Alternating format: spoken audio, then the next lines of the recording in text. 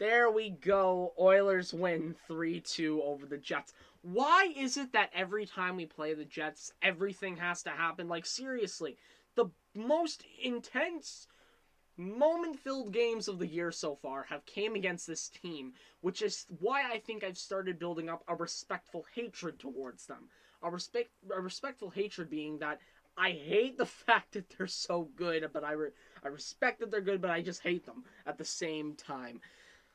Let's just jump into this. Going into the game for me, three big storylines. Tyler Ennis into the top six, Dominic Cahoon down, Mike Smith gets the start after his wonky game, and Connor McDavid's aiming for his 500th point. I think that's how you say it. 500th point. And if he got it tonight, it would be in 369 games, tying Sidney Crosby. Other lineup changes tonight that should be noted. Kyle Turris moves from fourth line center to fourth line left wing. Godden Haas moves into the middle. Devin Shore moves out. And Chris Russell replaces William Lagesson. Great! We're getting a Chris Russell-Adam Larson pair. They are the best puck movers in the league, didn't you hear? The first period starts off with the Oilers being trapped for a minute in their zone, and it looked really scary. There were times where they did get trapped, and it looked scary in this game, but luckily they never fully paid for it, other than this one wonky time when it was a 4-on-4. But yeah, they never really paid for it. The game starts off with the scoring not long after. Jesse Puljujarvi has the puck, feeds it to McDavid. McDavid does the give-and-go play. He gets the puck. He just moves up a bit, feeds it back to Puljujarvi, who happens to have a ton of open space. Snipe scores. Jesse Puljujarvi, fourth goal of the season for Jesse Puljujarvi. It's a 1-0 game. But you thought the scoring was done? Absolutely not. Leon Draisaitl then buries it 21 seconds later off of a nice pass from Tyler Ennis. And that second line change, it pays off. It's a 2-0 hockey game. And then we get a couple penalties. Ryan Nugent-Hopkins takes a slashing call. We killed it off, but we do keep leaving the one-timer open, which, by the way, if you don't know why that's such a big deal, their one-timer opportunities for the Jets' power play is Mark Scheifele and Kyle Connor. You don't want to leave them open for shots. That's just a rule of hockey, in a way. Nurse then takes a cross-checking penalty. I think it might have been slashing, but I thought it was cross-checking. I can check right here on the good old Sportsnet what it says for me. It says it was a high stick. Okay, I got that wrong. I wrote it down as cross-checking.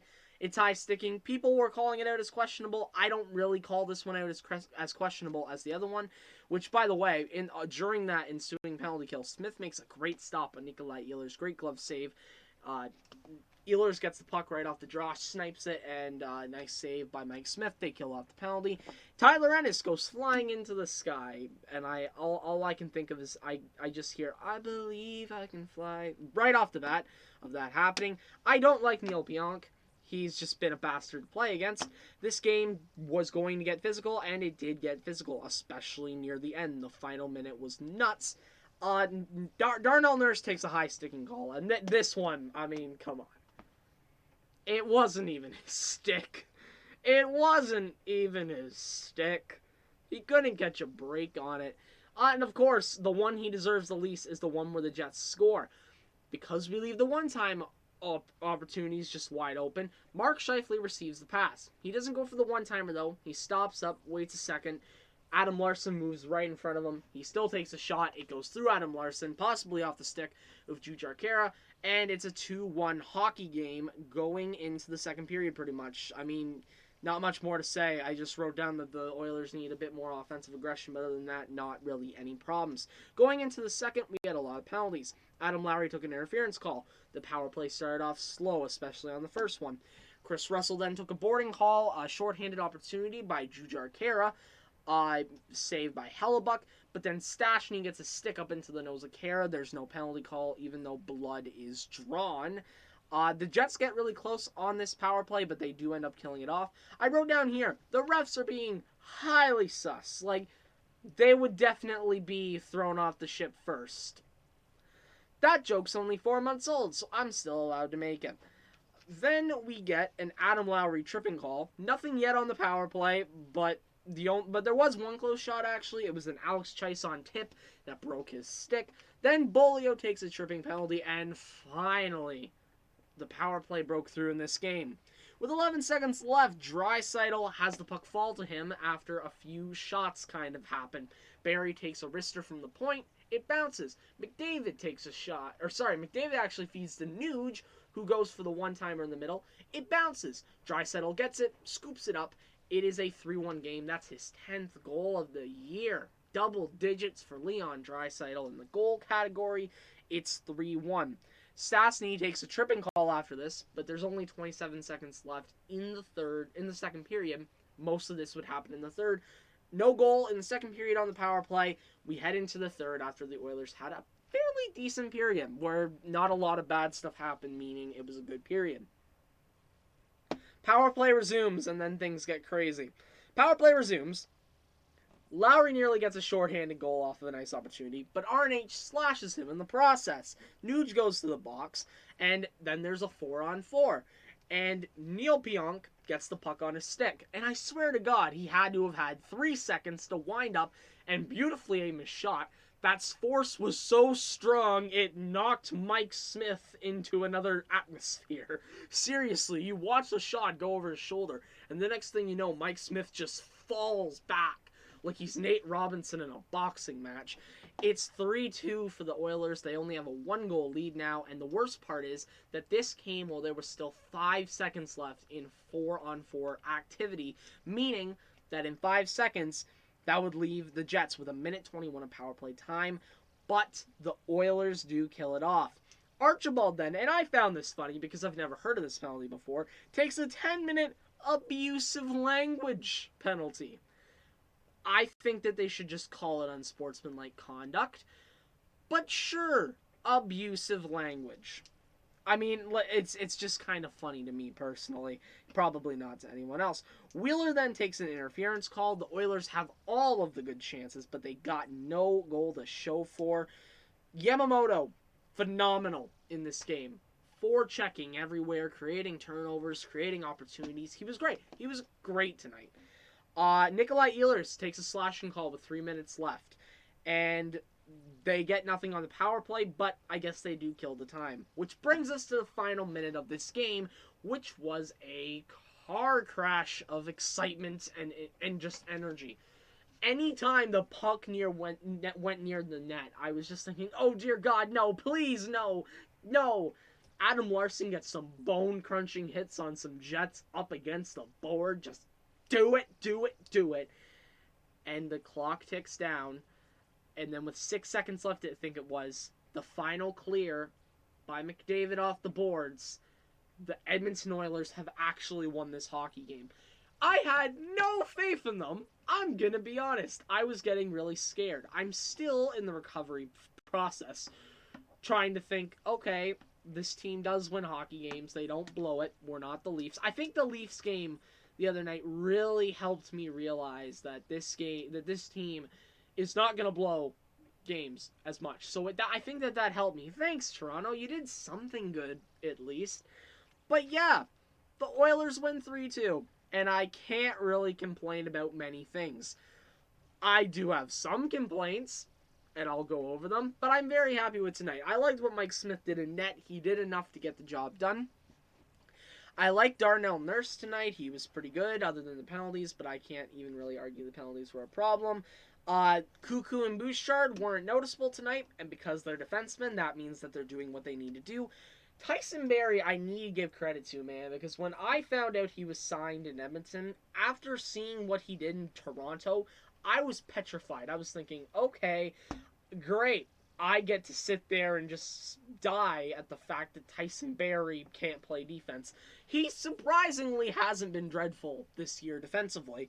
Adam Larson is an interesting guy. He's done well at times. He's done bad at times. Yeah, I don't know. Chris Russell's interesting too. Forward-wise, RNH, McDavid, Poole-Jarvi, great. Keep this line together forever. Ennis, Draisaitl, Yamamoto. It's good to see that the third guy on the line in Tyler Ennis is actually getting some productivity now. Cahoon, Kara, and Archibald, solid. Can't really complain. Chaison was alright. Like, he wasn't really noticeable, so I guess that's... he wasn't noticeable in a bad way, so it's fine. He had also an opportunity there, but his stick broke. Gordon Haas is Gordon Haas. He's Gordon Haas.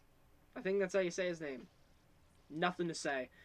Kyle Turris. Yeah, man. Like, he didn't have a bad game tonight, but the more he plays and doesn't produce, the more I think to myself, man, we're paying him $1.65 million per year to be our third line center, and now he is currently our fourth line left winger, and he's right-handed. This is interesting. I could see Kyle Turris very slowly walk himself into a healthy scratch soon. Because when you look at this lineup, right, you have to think about it this way. Devon Shore just got pulled out of this lineup, scratching and clawing in my opinion. He's been playing very well. Maybe not excellent, but he's been playing well. James Neal will look to get back into this lineup soon. Someone's got to go. And I would imagine that Alex Chaison is the more expendable guy. But you have to think, how long is it going to be before Dave Tippett says, you know what, Kyle, you're not doing good enough. Let's pull you. But yeah, that's what I think of the team at this moment, 18 games in. And I would like to end this off quickly by talking about the Jets. More exactly, talking to Jets fans. Because, listen, these games have been ridiculous. But I must say, my favorite games of the season so far are games that we've played against the Jets. When I sit here and watch hockey and watch this team play, I don't have more fun watching the Oilers play any other team than the Winnipeg Jets. The amount of moments already made, 4 of the 9 games in, have been phenomenal. We've watched an 11-goal shootout where madness ensued. We watched a buzzer-beater ending game where Leon Draisaitl scores at the last second in a phenomenal game. There was that one game where Edmonton lost and I didn't really seem happy about that. And then tonight, I was on the edge of my seat the entire time. And honestly, and I'm not trying to overly praise Winnipeg here, but hey, if you guys make the playoffs over Calgary, I'm not gonna be upset. I mean, yeah, this team, I really do like what the Jets have to offer. I was questioning them to begin the year because I was I had concerns over the line A friction, and I also had depth concerns. Now that the seasons went on, I'm starting to realize that this Winnipeg team might be a little bit better than I thought it was. So, Winnipeg fans, I'll see you at the next matchup. I hate the fact that your team just is so... Why do we flounder so much? Why is it stressful to watch these teams play? But, man, I can't wait to watch it. I love some of the players on that team, too. They have some good players there. Alright, that's it. I'm done. That's the first time I've praised competition in my time making videos reacting. What did you guys think of the Edmonton Oilers tonight? Yeah. Friday night, man. First of a back-to-back in the Battle of Alberta.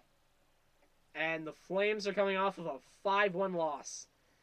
I smell an L in the near future because I think that there's more motivation in Calgary to beat Edmonton now than ever. Thank you all for watching. I will see you all next time. Goodbye for now, everyone.